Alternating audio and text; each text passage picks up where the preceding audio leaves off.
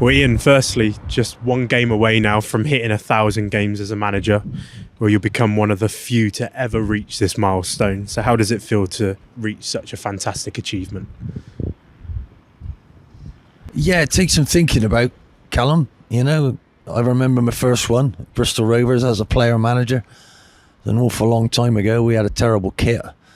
And I can remember the feeling I had then. If you'd have told me that I'd have another 999 under my belt by the time I'm 61, I'd have probably thought you were mad. But no, it makes me very proud, to be honest, and it's a privilege.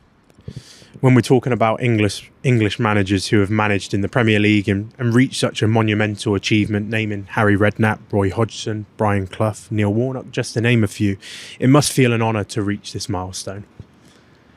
Well, you've made me smile then. No, it is something that I've always had in the back of my mind. Can you have some longevity at this? Can you learn things and help other people? And really, the joy of it is being trusted by somebody to make decisions and then try and get a group to work together to put those ideas into a shape and into a system and into giving people some happiness, you know. And I understand sometimes that, you know, when you lose, it's not what people want, but, you know, your club goes through good times and bad times, and to have the chance to bring some good times to somebody is wonderful. When it doesn't work, you keep trying, you dust yourself down and you go again, and that's what I was hoping I'd be able to do. And to be honest, I've managed to do it, which is wonderful. Well, a 19-year professional playing career with over 150 Premier League appearances for Queen's Park Rangers, 3 spells at Bristol Rovers, notably where you started and finished your playing career, but also part of the Wimbledon team that won promotion to the top flight in 1986. At what moment during your playing career did you know that you wanted to be a manager? It was when I was learning the game at Bristol Rovers. The fellow who taught me about life and made me choose Bristol Rovers was a fellow called Gordon Bennett. He helped myself, Tony Pulis, Gary Mabbott. We all came through a system. Phil Bater, Phil Kite. You would not believe the amount of people that he made into professional football players and managers. You know, Tony Pulis came from the same thought, but he said you need to learn the game, take your badges, take all of them, and then when I was 17, I was taking an under-15s team, a local under-15s team, so he put me on that path of understanding the game and having a football intelligence and a football brain, and really it was down to him. Apparently he told my mum and dad that I'd be a manager one day because of my attitude. There you go. If it weren't for him, I wouldn't have done any of it. Managerial honours, which include Football League Second Division promotion in 2003 and 4 with Queen's Park Rangers, Championship playoff winner in 2009 and 10 with Blackpool, and Championship playoff winner in 2012 with Crystal Palace. So what moments can you pick out from your managerial career that stand out to Ian Holloway? Mate, you remember all of them. Even the bad ones. I remember standing on the side at Leicester when we missed. Ian Hume missed from a yard, put it over against Stoke. Stoke got promoted that day, but Leicester got relegated that day, and that's in my memory as much as the good ones. So, you know, life is like this. You know, we all get ups and downs, and it's about trying to bounce back, trying to fight back, and obviously, I think getting QPR back up after going into administration and putting them back in the same division the following year and finishing one place behind where they were 3 years earlier under Jerry Francis, before all the trouble, on half the budget. That's my biggest delight, I think. The rest, and building other things and taking over at Palace and obviously sharing that success with all the supporters and what it means to everybody, and standing on that top at Wembley, looking down there, seeing a horseshoe of your team's colour, having got that game won meaning you're going into the Premier League, and what that means to the club and the fans is something I'll never, ever, ever forget. And I can't really describe it, but I might hear on the radio a tune, a song, a rhythm, whatever we like to call it in football. The boys love all of that, and it'll take you right back to that moment, you know. Because on the bus on the way back to the hotel, when you've got that trophy and you know that you're going to be in the Premier League, it was something else. So those moments you'll never ever forget in your life. So many years in professional football now, Ian. So what's the big differences from being a manager now compared to when you first took the dugout? I think it's the help that you've got. You know, the structure of your clubs these days is quite sensational. The amount of analytical people you've got, the sports science that you've got to help the lads get fitter, that you don't need to do any of that anymore. What you need to do is try and come up with an identity and a style and a way that suits the people that you've got, and that can change all the time. But really, you know, football has advanced so much. It's still the same game, but the treadmill that you've now got is so scientific, so there, that a lot of the problems that you would have had years ago aren't there because there's other people doing that for you. So you just go out, you concentrate on giving the lads some sort of spirit, getting them to actually believe in themselves. And that's the most difficult thing, I think, trying to build a group with the way people are these days. They're on the phones all the time. The social media, that are checking out how they played and what they did. We had you'd go to a local pub and someone would be talking about a match, and you might get a bit slaughtered there. If you look at the local paper, you'd get a mark out of 10, but you could hide that and not see that if you didn't want to. But it's everywhere now. Everybody's talking about it. People have opinion, you don't even know they are. So it's all very, very different.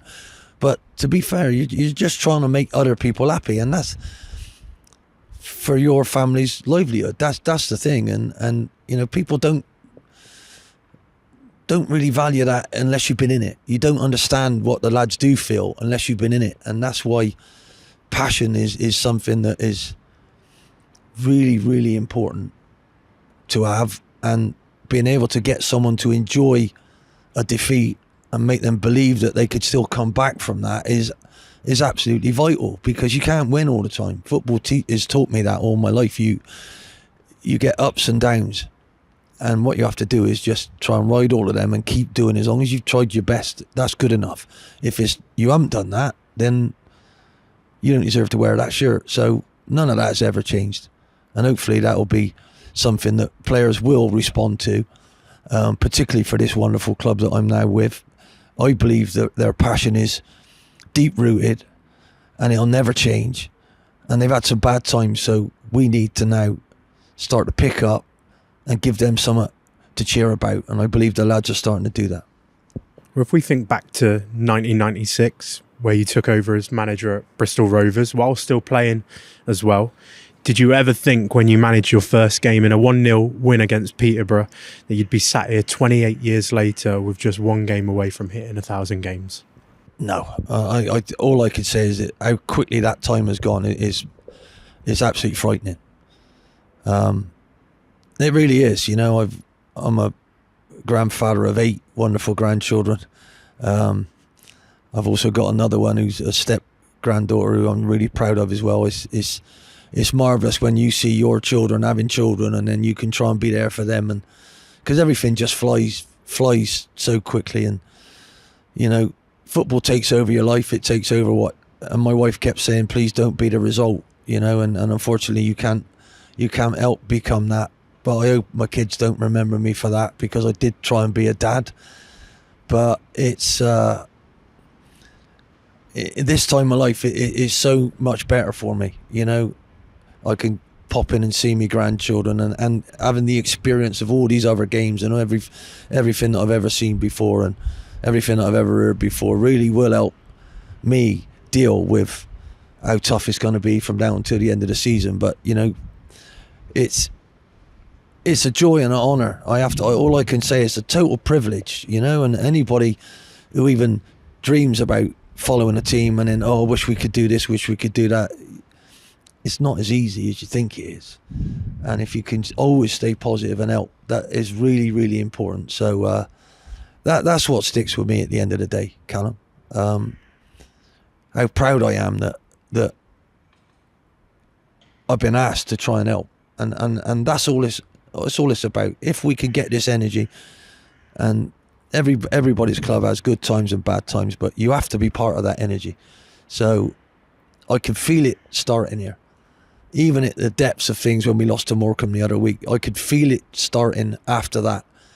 We're gradually starting to build, and I just want people to understand if they can be part of that journey, then it will really help the lads, particularly with the young ones we have in the team as well. So what an honour, what a privilege. And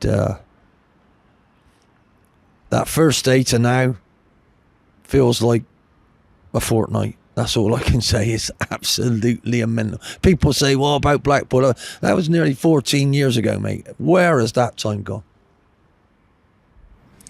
You've worked under so many managers during your time as a player. So which manager did you learn the most from when you was a player? Wow. You go back to your best times, I think. I've learned from everybody. But I enjoyed my time with Gerry Francis, under Gerry Francis, and at the end of the day, he took me to QPR when I was 29 years old from a lower division club, and he said, I just want your attitude at this club. Can you show them how to train? Right? Can you just show them how to train, whether you play or whether you don't? Just be yourself. And that'll be good enough for me. So I waited that long to try and get to the top. And Gerry believed in me enough to take me there. So it's him, really. What characteristics do you look for that has enabled you to be in management for so long? And who did you learn them from? You need a resilience. You need to look at ups and downs exactly the same and deal with them. They're both imposters. What you have to do is get a process behind that is going to see you through. And if you can get good practices in place and you keep going and you keep going, the results will come, because football's really fickle. Sometimes you don't deserve to win and you do. Sometimes you really deserve to win and you don't. But you have to just keep going. So a strength of mind, a strength of character, a strength of persistence, a durability, and a stubbornness.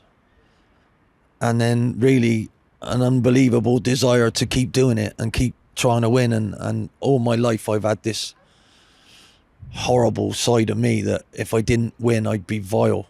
And whatever it was, you ask any of my mates when I was playing golf, I would throw my clubs around. I'd do all sorts of stupid things because it didn't sit well in my soul that I should be winning. And you could argue I haven't won enough, but in football, even Sir Alex Ferguson only had a 60% win rate with his Man United and his Aberdeen, and that 40% of the time he wasn't winning, he was drawing or losing. So, you know, even someone as brilliant as him has to put up with the fact that football is a great leveler. So it's the game that's taught me everything about who I want to be and who I want to be around. And you can't do anything on your own. You need to be part of something. We need to be in a tribe, and that's what this is. It's the last tribal thing that we have, and it means so much to me. It's like a game of chess on the grass. It really is.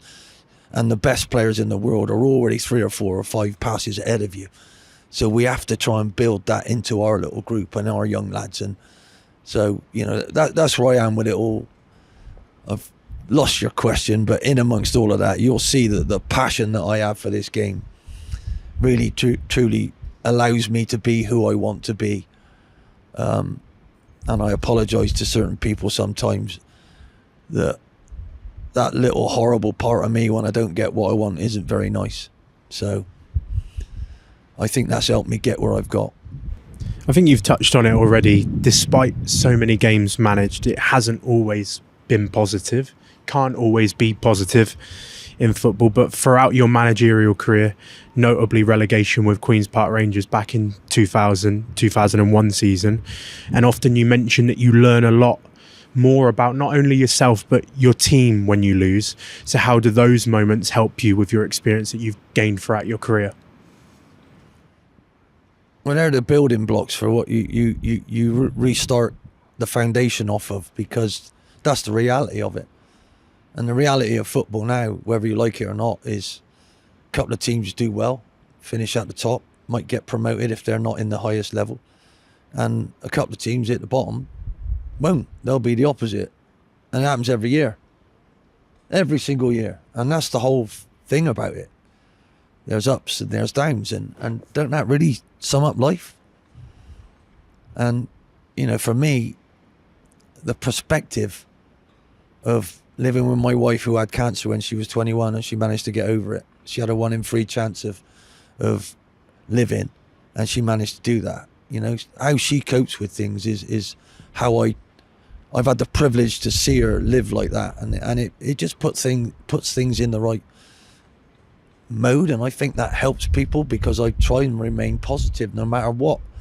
No matter how negative the situation, you have to take the positives out and you have to go again, because that's your only choice. And all I wouldn't have wanted to be was a gladiator, because you make a mistake as a gladiator and you ain't got a chance to put it right, have you? Because you're gone. So football to me is just, you're in the arena, you got to go again, and we get a chance to put that right next week. And that's what life's all about for me. You can show your character, you can show determination, and you haven't got to win every week, but you can work towards it. And if you can take a defeat and be brave and be full of class, shake the other opposition, say well done, and then get on with it, that's part of being a footballer, you know? And it's how you respond to things. The event in your life plus your response to it equals the outcome. So we've always got to have a positive response. That's how I live. I want to talk about your departure from Plymouth Argyle. Publicly, a decision you stated was one of the biggest mistakes of your life. From that same interview, you talk about the importance of guidance from your mum and dad. How important of a role did they play in your life? Mate, they were totally influential. You know, they made me who I am. I wanted to be like my dad. My mum, I could do nothing wrong. I was her youngest. I was a bit later than my sister and brother by quite a few years, so I was quite the youngest. A mistake, as they said, but Mum said I was glad. Best mistake I've ever made. But I just wanted to please them. You know, I wanted to be the person that they wanted me to be, and they helped me in all sorts of ways. Sometimes Mum was on my side against Dad. Could have been. He was very, very critical. He didn't mean to be, but he was, and that's helped me be who I am as well. All I wanted was a well done, and I never got it. It was, you did all right, but, and then that but would go on for God knows how long, but that was how he wanted to do it. And he wanted to be a player, and he never got the chance because he went into the Navy. And he said, son, if you want to do it, be brave enough to fail, only because you've not good enough, not because you haven't worked hard enough, and then you'll never blame anybody else but yourself, will you? And as long as you tried as hard as you can and you're brave enough to be told you're not good enough, then that's the way it goes. And it's true. He took the fear out of me failing by making it easy as long as I worked hard, and I thank him for that to this day. And I know he's up there, and I know he's watching. So unfortunately he never saw any of the Premier League stuff. He was already gone. He was already passed, but I believe they do keep an eye on you. In 2009, you took over at Blackpool following the departure of caretaker manager Tony Parks. 9 months later, you guided the club to the Premier League after winning the playoffs. You described that achievement at the time as the best moment of your life aside from seeing the births of your children. Does that moment still stand out as one of the best moments in your managerial career?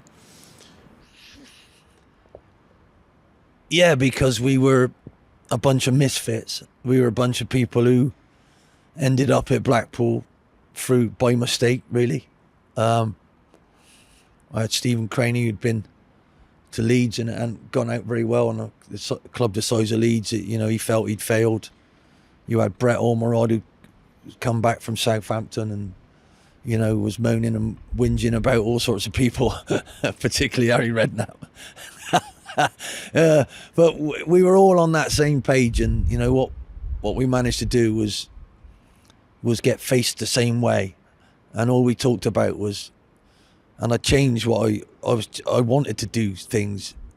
I told them we're gonna do it. It was a big change in how I was talking and how I believed, and I give them all a little picture of the Premier League trophy and said, we will be competing for that. We're not going to win it, but we're going to be in that league. So put it on your fridge. Why on the fridge? Because some of them were overweight. They weren't doing it right. So when you go to the fridge for that little treat, don't go there, you know. And this is, and I'll give you ways that I believe. I was trained with Jerry Francis to do things that I believe if we do these and make them habits, you can do it. And that's the biggest thing, because they're still as strong a group as we've ever been. They're still talking to each other 14 years later on WhatsApp. They've made their own group. Happy birthday, happy Christmas. They're looking after each other, and that's what I was hoping that I'd be able to do one day. You know, and at Palace I took over. Dougie Freeman set that up. I took over that when he had an argument with the owner and he left.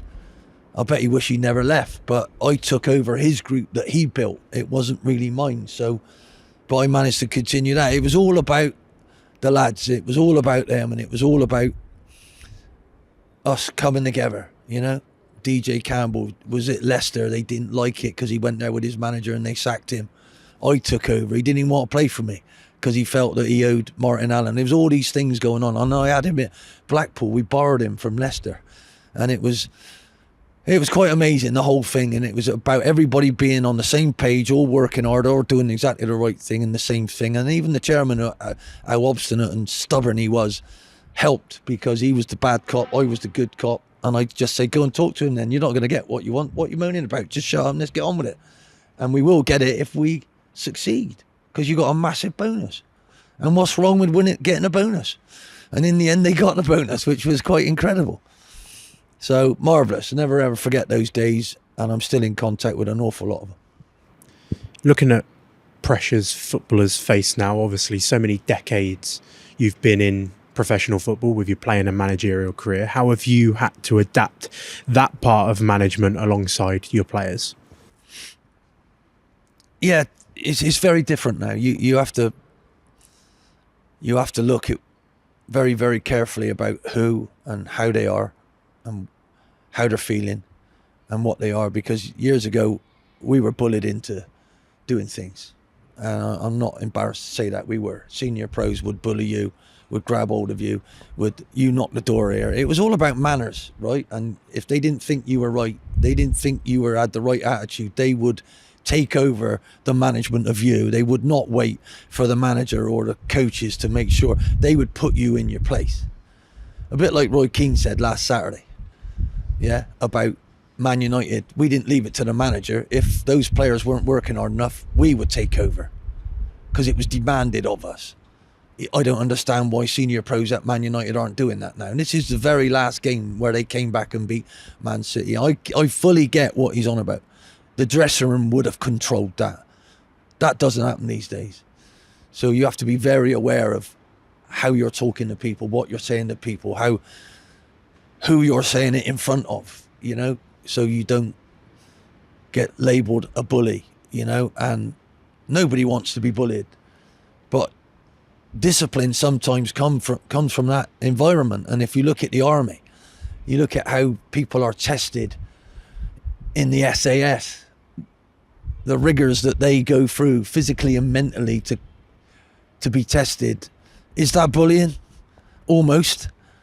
But look what they turn into. So you got to be very, very careful. I try and pick on things and pick on other situations and ask them, what do you feel about that? Do you feel that's right? Do you think that should happen? If that, what do you think? And I get them to think about it. So it's a slight shift, but you know, it's definitely different, but it's still very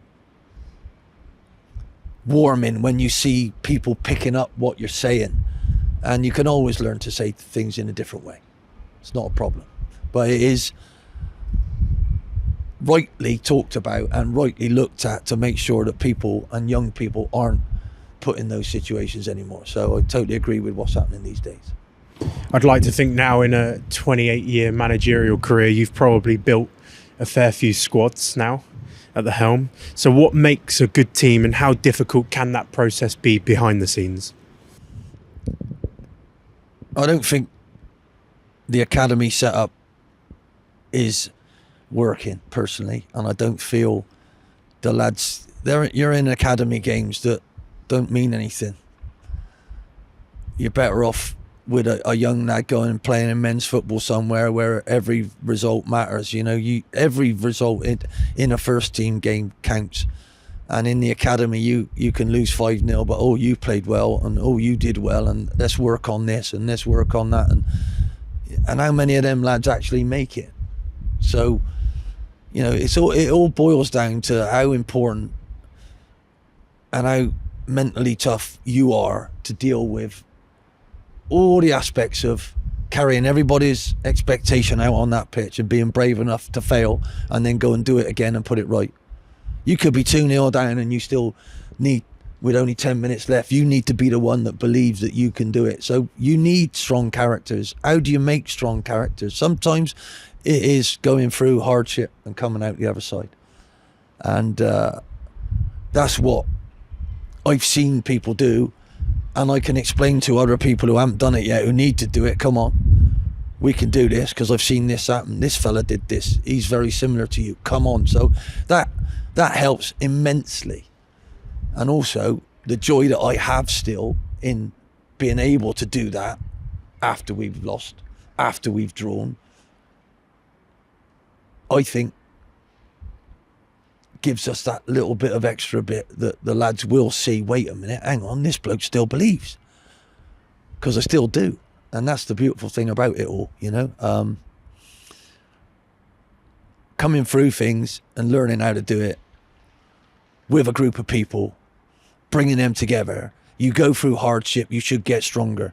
And that's what I don't see a lot these days, where they won't have a go at each other. They won't blame each other. They won't say things. They won't encourage each other through these moments. They won't talk about it. And they won't even say, put it there, get it there. So all of these little bits that I've seen other people do throughout the times, if I can add to it to build a group. And you don't know how they've ended up in the situation of being at the club. Do they really, truly want to be there? Do they get the feeling of the club? Do they understand the history of the club? Or are they just told by their agent to go there? This is the whole thing where football is these days. So, and as long as you get 4 or 5 of that group helping you manage it, then you'll have a chance to really get everybody to buy into what this club's all about. And are we accepting your attitude in this group? And if you make the group responsible, and that's what we're starting to do. You do it with team leaders, group leaders of all ages, bringing them all together, asking them, how do you think this week went? What would you do different? Did you like that? What about marshalling, having a court situation where someone was late? Do you believe, why were you late? And then blaming them and then getting them to take responsibility for that. And then, hang on a minute, you've got to take that responsibility out on the pitch as well. So these are all the bits and pieces that are happening day in, day out. And you can have a good group, you can have a bad group. You might not have enough strong leaders who will be energizers, I call them, where they're plugging their energy into someone else. You might change that with bringing one in that you didn't have. And that could be the catalyst to then get other people blown up, and here we go. And that might just change it. Sometimes it can be as little as that. It might be a young one who ain't been out and he's coming in with his determination, his fearlessness. And that's what you got to try and find. It does take a little while to get to know everybody, but that's the sort of things that will build a team. And normally it grows when it ain't going very well. That's when you build a real one. With all of that in mind, what does a typical Ian Holloway player look like? What are you looking for when you're in that transfer market? Someone that you can trust, someone who won't let you down. If he says he's going to be there at 8:30 in the morning, he will be there. He'll be there by 8:20 because you can rely on him. You can't rely on him to get it right every minute, but you'll rely on him that he'll never give in, he'll never stop working, and he'll always try and be the best him that he can be. And in the end, if you want to be like that, you have to be able to do things yourself and show people that you won't ever ask them to do anything that you couldn't do yourself. And bit by bit, they'll understand they have to be relentless in driving and trying to be better, and never outworked by anybody else. Sometimes you can be outplayed, but you're not outworked. That's unforgivable. And hopefully those sort of traits keep you in a job, because your team's competitive, your team works hard, your fans then buy into that team, and then hopefully we can add a little bit of skill here and there that will win you stuff and get you stuff. But normally it's, as long as they're wearing that shirt with pride, then that should be good enough. And that's why I think I've managed to stay in this environment for a long while. You've worked with a variety of names in professional football, including Kevin Gallen, Danny Shittu, Barry Hales, Mark Bircham, Charlie Adam, just to name a few. Some fantastic names, but are there any players that particularly stand out to you from who you've worked with? It's been a privilege to work with all of those lads, and you know, at the end of the day, you need some leaders, and amongst all of that, and you've called out some unbelievable people there, and it's been a joy to have all of them, you know.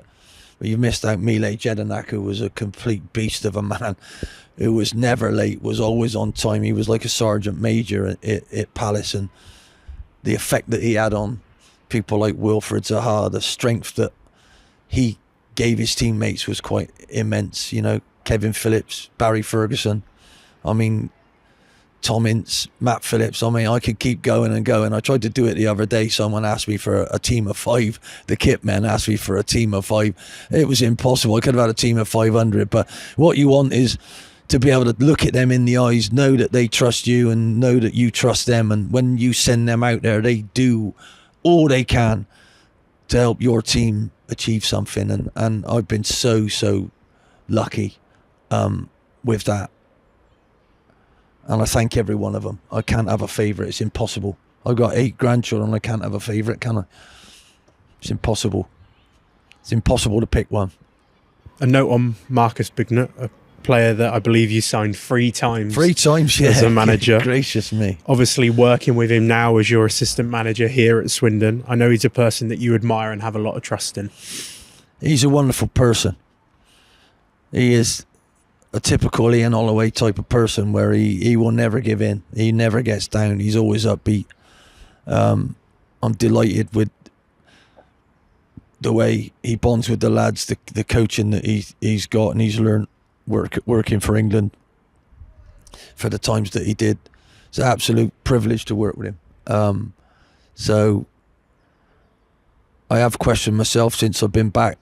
Biggie, why did I sign you 3 times? What happened? But I was right to do that every time. And he had a bigger and better club waiting for him as well, with a longer contract, with more money, and he still came back one time with me. So hopefully we'll pull together and get us out of this trouble, and hopefully build a wonderful Swindon town for everybody. That's what I want to do, because he's an absolute joy to be with. That brings us on to Swindon Town. Obviously, we've had a look at your career, 1,000 games that you approach now. We were speaking off camera how we're sitting in a completely different perspective, or seeing a completely different perspective of the county ground than probably you're used to. Yeah, this side. On this side of the ground. But after 4 years out of football, why was Swindon the correct next chapter for you? And what drive and hunger did you have that wanted you to become the manager of this football club? Well, first off, it's just up the road from me. It's a Wiltshire club, West Country club, Southwest club, and with a great history. And it's not where it wants to be, which is exactly me. You know, I wasn't where I wanted to be, not having a job, not being in football.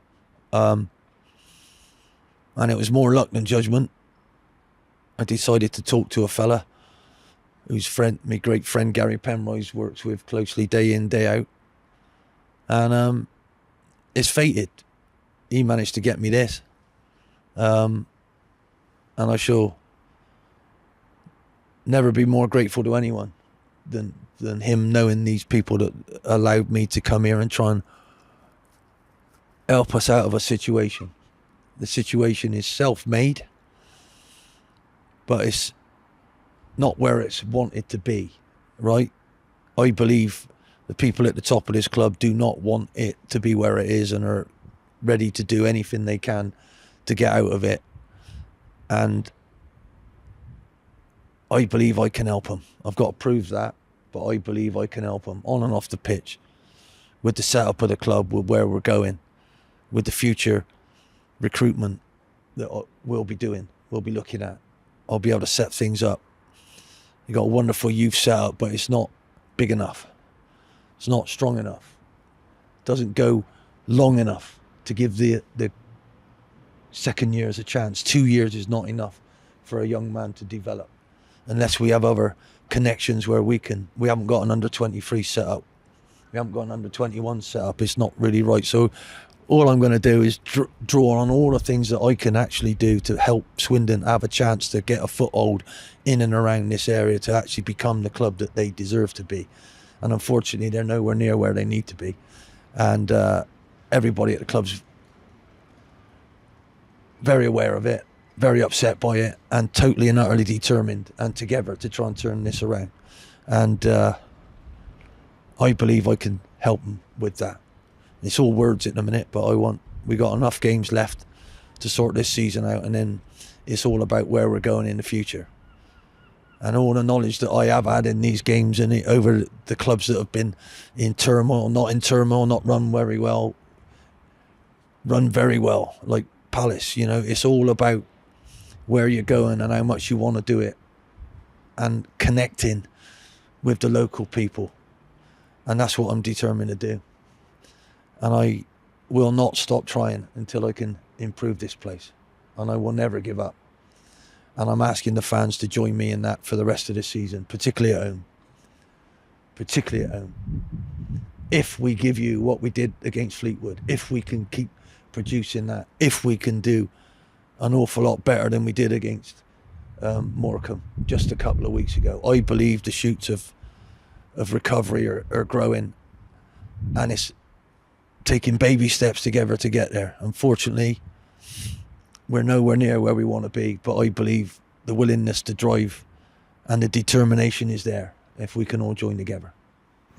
As we sit here right now at the Nigel Eady County Ground, it's clearly a huge club, a fantastic stadium. We've got such passionate fans. We talk about it all the time, about our fans and their fantastic support. You've spoke about it already, our rich history. Is this exactly the challenge you thought it would be when you took the job? Absolutely. And if we weren't in the state we're in, I wouldn't be here. And so I'm very grateful for the fact that we are. What we need to do now is actually put all of that behind us and actually think about this next window. And if I can get one or two energizers, if I can just bring one or two, convince other people that this place is really worth fighting for, no matter where we are in the table at the moment, that'll be the difference. That'll help the group that we've got. That'll help them become bigger and stronger and more connected and together. It's just that those little bits that can change. And all I'm asking is for the fans to believe that we're going to be doing that and join in and make sure that we're singing our songs. The team are in front and we manage to hold out and get another point, 3 points, another 3 points, another 3 points. If we can get out of where we are, the quicker the better. But I'm ready for the long haul, to be honest. I'm really, because things don't always go your way. But I'm very, very optimistic that we can do that. And I'm totally looking forward to the fans' help. They've been sensational since I've been here. And I want to make them proud. It's quite simple, really. You've touched on it already, particularly throughout your managerial career. You've obviously helped a lot of young, talented footballers, probably in giving them debuts at their clubs, etc. But there's a huge emphasis on youth talent, and there's an apparent, since joining Swindon as well, that we do have a lot of talented players. You've seen firsthand watching their FA Youth Cup games and also including a couple in your cup and league squads already. the beautiful pureness of young men trying to be footballers, and the willingness that they've got to learn, and the eagerness that you see in their eyes is what I was missing about football. The pure trust and honesty that they have, a fearlessness which is in young people. Am I jealous of it? Yep, because I had that years ago, but I still feel I've got that in me. So, and to be around it and see it and watch it blossom is quite incredible. So we've got an awful lot of talent in this football club. We've got to make sure that they're nurtured in the right way and brought up and encouraged in the right way, because it's not an easy place to play when you haven't had success for 15 years. Apparently, that's what I've been told. 15 years I've been watching this. 15 years. In my first game, when I wasn't even officially your manager, sat next to a chap. I went, come on, cheer up. And his wife told him the same. But 15 years I've been watching this. So, you know, I get it. But what I'm talking about is the joy of young, fresh people who come from this area, caring like supporters do, and getting in the team and being good enough and having a few of our own, you know, and we certainly have. Where we are on the table, it's difficult for them to be, because they'd have, if they make one mistake, they're in trouble. But, you know, I believe if you're brave enough, you're good enough, you're young enough, I need to build a team around them for them to fit into, for them to shine. And that's what I'm determined to do. So the window's nearly here. I got an awful lot of work to do, but I'm absolutely buzzing with the prospect of turning things around and climbing up this table. Massive insight into not only your playing career, but your managerial career, as you're now one game away from hitting 1,000 games. So what does Ian Holloway still want to achieve in management? Well, the rest of my management means nothing right now. No matter, all it's done is given me an experience of making substitutions, trying to help people, seeing who's coping with it, seeing who's not. Connections throughout the game to actually, maybe in this window, one of the toughest windows you'll ever have. No one wants their best players to go, or nobody wants to leave their club in January, but we need some big signings to help us get over the line this year. And I'm not talking about who's put this together, who's brought that together, who's, you know, the axe has already been swung. And to me, I've just got to settle things down and try and bring some other players in to help the ones that we've got here to become a proper squad. So, yes, my experience counts for that, but you're only as ever good as your next game. And if you can learn from your last one, put those mistakes right in your next one, and actually improve in that one, then that's all that matters. So it might be my 1,000th game, but it's probably one of the biggest ones I've ever got, to try and improve a team, to try and get them to believe in themselves and actually show some confidence, not be afraid to make mistakes, learn from them and move forward and improve. Then what more could I ask in life? Would I rather be anywhere else? Would I be rather sat with my wife going into a charity shop, having a look around, oh, hang on a minute, and then going into Sainsbury's and her saying, well, I've got this for what? And me having no input. She don't need me there. So, wow, what a wonderful opportunity for me to be doing what I've been doing for nearly 40 years and have a chance to help improve on our league position, which is in desperate need of improving. But wow, what a fantastic opportunity. I will be thankful for the rest of my life to being given the privilege of managing this football club.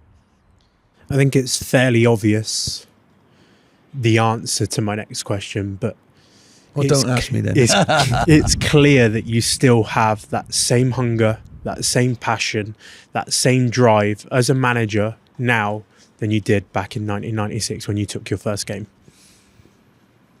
I think it's even bigger than it was then, because I know what it is now, you know.